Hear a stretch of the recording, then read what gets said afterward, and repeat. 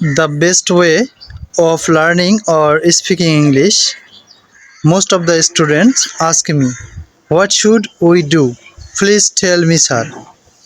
I always tell them, just you have to know the word meaning or vocabularies and try to make a lot of sentence. If you want to learn this language, you have to do this. Every day you can do this.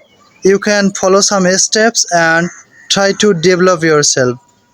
First time you have to know some structures and know some vocabularies. Then you can make a lot of sentence every day. After that you have to practice a lot. If you practice daily 20 minutes, you can get the result of it. Today or tomorrow, you will be a fluent speaker in English.